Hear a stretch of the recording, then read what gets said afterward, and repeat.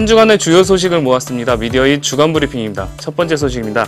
애플이 iOS 6 정식 버전을 배포했습니다. 이번 버전에서는 지도와 한국어 시리, 페이스북 통합, 그리고 전화 등 약 200개의 새로운 기능이 추가됐는데요. 물론 기종마다 지원하는 기능이 약간씩 달라지긴 하는데요. 대체적으로 편리한 기능이 많이 추가됐다는 의견입니다. 배포 24시간 만에 점유율 15%를 차지했다고 하는데요. 참고로 안드로이드 젤리빈의 경우에는 배포한 지 2개월 만에 1.5%를 기록하기도 했습니다. iOS 6에 대한 얘기를 해드렸는데요. 무엇보다도 지도에 대한 불만이 가장 큽니다. 구글맵 대신에 들어간 애플 지도가 우리나라를 포함한 여러 도시의 내용을 상세히 표기하지 않기 때문인데요. 어떤 네티즌은 애플 지도를 보더니 강남이 횡하다고 하면서 강남에 땅 사러 가야겠다고 이렇게 우스갯소리를 하기도 합니다. 이에 대해서 애플은 클라우드 기반 서비스이기 때문에 사람들이 많이 사용할수록 더 나아질 것이라고 대답을 했다고 합니다. 한편 iOS 6 구글맵 애플리케이션이 현재 아이튠즈에서 애플 승인을 기다리고 있다고 하는데요. 하지만 언제 승인 날지는 미지수라고 합니다. 과거에 구글 보이스가 승인되기까지 1년이 걸렸던 적이 있습니다. 다음 소식입니다. 지난 20일 아이폰 5가 국내 전파 인증을 통과한 것으로 밝혀졌습니다. 아직 국내 출시일이 나오지 않았지만 조만간에 나올 것으로 예측이 됩니다. 보통 전파 인증에서 출시까지 2주가 걸리는 걸로 봤을 때는요, 다음 달 초가 되지 않을까 하는 얘기도 나오고 있고요. 28일 출시설도 나오고 있는 상황입니다. 참고로 아이폰 5는 예판 24시간 만에 200만 대가 판매가 되는데요. 지난번 출시작이죠. 4S보다 2배가 더 많은 수치라고 합니다. 다음 소식입니다. LG전자가 자사 그룹에 사활을 건 옵티머스 G를 출시를 했습니다. LG 디스플레이, LG 이노텍 등 그룹의 총력을 쏟은 이 제품은요, 회장님 폰, 소년제 폰, 괴물폰 등의 이름으로 불리고 있는데요. 일단 사양이 최고급입니다. 쿼드코어인 스냅드래곤 S4 프로 CPU하고 2GB 메모리를 담았고요. 카메라는 1300만 화소를 지원합니다. 디스플레이는 커버율이 완전 일체형 터치 공법으로 두께를 줄이고 터치감을 강화를 했습니다.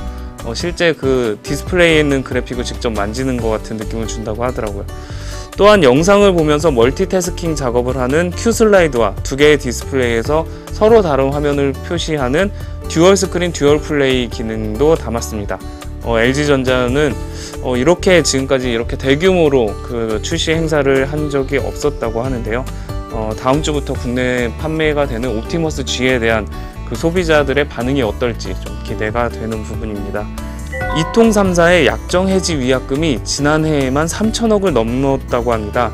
국회 문화체육관광방송통신위원회 소속 전병헌 의원이 방송통신위원회로부터 받은 이통 3사의 지난 2년간 위약금 수익 현황 자료를 분석한 결과 지난해 이통 3사가 약정 기간 내 중도 해지금으로 받은 위약금이 3,157억에 달했다고 합니다. 통신사별로는 KT가 가장 많았다고 하는데요.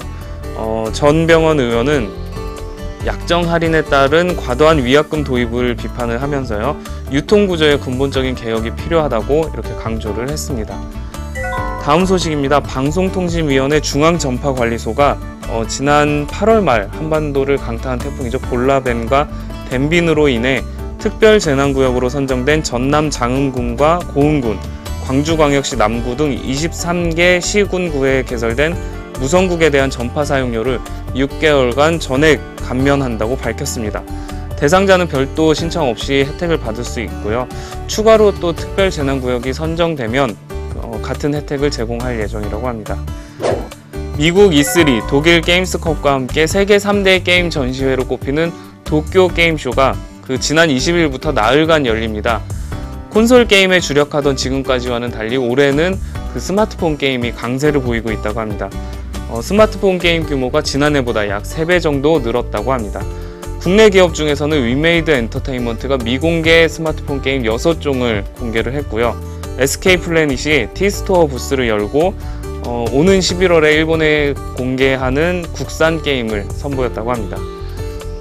얼마 전에 개인정보 유출 사고로 곤혹을 치렀었죠. KT가 불법 텔레마케팅으로 인한 혼란을 줄이기 위해서 공식 발신 번호를 지정하고 문자 메시지 배너 디자인을 도입한다고 밝혔습니다. 공식 발신 번호는 016-114-땡땡땡땡이거나 02-720-0114라고 합니다. 그리고 문자에는 올레에서 고객님께 보내드리는 공식 MMS입니다 라는 이미지가 삽입이 되고요. 상담사 실명과 연락처가 함께 전송된다고 합니다. 정치적인 이슈였죠. 안철수 원장이 대선 출마를 공식 선언했습니다. 특히 IT 업계에서 비상한 관심을 보이고 있다고 하는데요. IT 쪽에 관련이 깊은 전적이 있고요. 그리고 박근혜나 문재인 후보보다는 IT 정책에 대한 기대감이 높기 때문이라고 하는데요. 과거의 양적 성장과 IT 생태계의 중요성을 이렇게 강조를 하기도 했었는데 이를 견제를 하듯이 박근혜 후보가 다음과 NHN 등 그 IT 인터넷 기업을 방문을 했고요. 문재인 후보는 그 카카오톡 제조사죠. 카카오를 직접 방문을 했었다고 합니다. 아무쪼록 그 모두가 성장할 수 있는 그 중소기업이나 대기업 모두가 성장할 수 있는 바른 정책이 나왔으면 하는 바람입니다. 오늘 준비한 소식은 여기까지입니다. 지금까지 미디어잇 한만혁이었습니다.